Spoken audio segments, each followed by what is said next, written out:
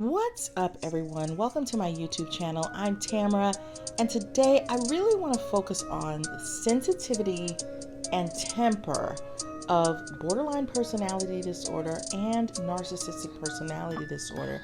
Which one of those is most prone to a hot temper and sensitivity? I looked inside my DSM-5. Do they even mention sensitivity or temper? I think the central focus of borderline personality disorder is emotion and displays of emotional outbursts. So number 6 says affective instability due to a marked reactivity of mood. So that insinuates it. It talks about irritability and anxiety. And then number 8 says inappropriate, intense anger or difficulty controlling anger. And it talks about frequent displays of temper, constant anger, recurrent physical fights. So it point blank does talk about temper. Now let's look at narcissistic personality disorder and see what the DSM-5 says about that. I felt like it was a bit of a stretch to find something that really talks about temper. The closest thing I got was number 8 is often envious of others or believes that others are envious of him or her. And number 9 shows arrogant, haughty behaviors or attitudes. I think both borderlines and narcissists are very sensitive to slights. With a borderline, you're gonna get huge reactions from something that isn't going to make sense to you. Like, oh, I forgot you don't like sugar in your tea. That could create a huge angry outburst. Sometimes it's so minute or it doesn't make sense. Sometimes it could be because it's time to leave. They're just looking for an explosive way to react to the fact that they don't want to separate from you, that they are feeling that fear of abandonment. And I'm not speaking to you for 2 weeks. That's how strongly triggered they are to abandonment. But at the same time, slights, you can say the littlest thing and it gets them into a huge rage. Narcissists, they may not show that type of rage at the onset of a slight. You may not necessarily know that you have frustrated them. They do get upset though at other times when there's a quote unquote slight. It won't make any sense either. It's like you're trying to explain that no, you were the one that was getting upset. The other person wasn't. And they're like, no, that other person was doing this or that to me. And so you can see some explosions from them as well. I think narcissists will get you back in deeds or words. So it may be an action that they take towards you or a point of humiliation. Narcissists are very ugly and nasty and vicious. I would say vicious because they will do things. And usually, especially if it's a high functioning narcissist, there are some of them that don't show displays of quote unquote anger, even though they can be very rude and nasty. One of the reasons for that is because of their hidingness, their evilness. People tend to walk on eggshells around narcissists. Oh, let me kiss your butt. Oh, let me say the nicest thing to you. Oh, let me flatter you and tell you how wonderful you are, because if I don't, you will come after me for seemingly no reason. Like, you might embarrass me in front of people.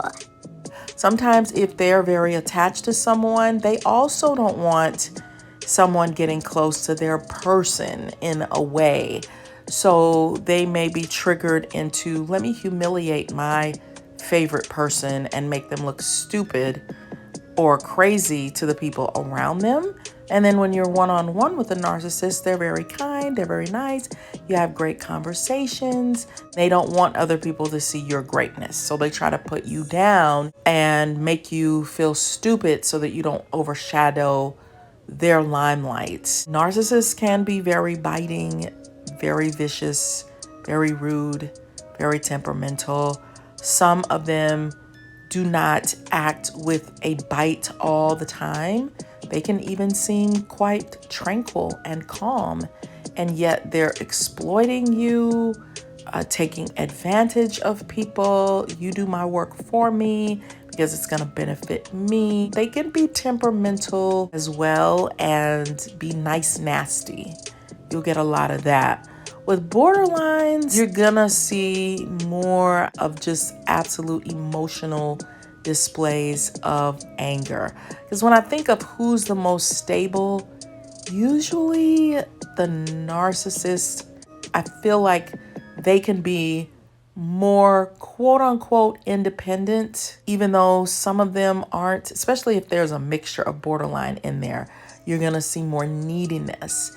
But I think narcissists can stand on their own. They can be very independent to a certain degree. Now, they do see people as extensions of themselves, but they can sort of make it in this world, I think, better than a borderline. Borderline, they're gonna need that favorite person to be okay. Borderlines are more sensitive to people.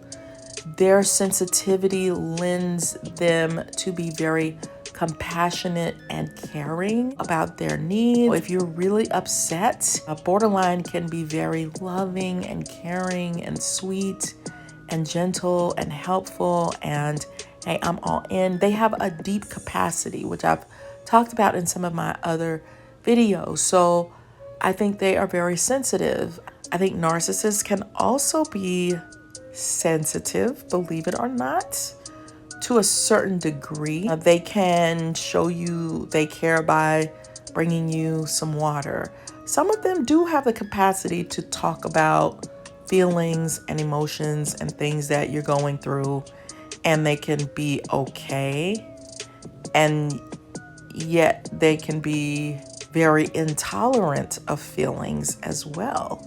Some of the nice, nasty, more outwardly vicious ones tend to be able to sit and have a conversation about feelings if you are close to them, if they consider you a friend. They can do that for you.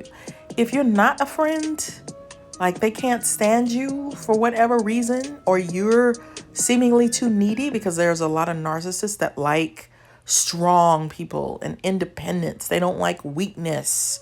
They're allergic to that. Your house just got flooded. Your house caught on fire. They don't give two shades. They want you to shut the blank up. They think you are just a whiny brat. But if they're close to you, they can have some level of sensitivity. I feel like you will be more confused with a relationship with a borderline because you're not going to know what the heck did I do. The narcissist, you can just look at them and say, they're nice, nasty, they're rude, they're going to be stupid sometimes. And that's just that. It feels horrible when they dig their claws into you, or they come after you, or they're envious of you and they're disrespectful and rude. But you can still get some level of space, I think, from them. A borderline is going to be all over you and attached to you. The closer they get to you, the more freaked out they get about abandonment. And so you're going to get more emotional, confusing outbursts that just send you into complete confusion. Why is this person ignoring me? Sometimes they can dissociate and they're sitting with you. They have disappeared. And so you're like, why is this person not talking to me? Both are super toxic and difficult and painful to deal with. And I know we have to have compassion for them because both of them have a disorder. The problem with the compassion piece is all of the damage that they do. And that's why I promote in my videos, you better take care of your little children.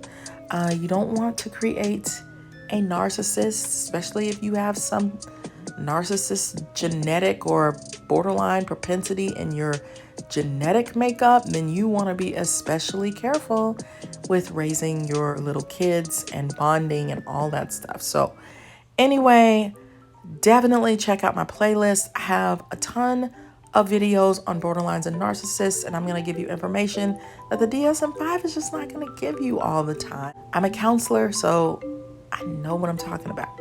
I'll also put a link to my book, The Workplace Narcissist, which is on Amazon by Tamara Hunter Zyon. It is a must read because I'm going to explain to you a specific type of narcissist. That narcissist could be in your romantic life, they could be in your friendship, they could be your parent.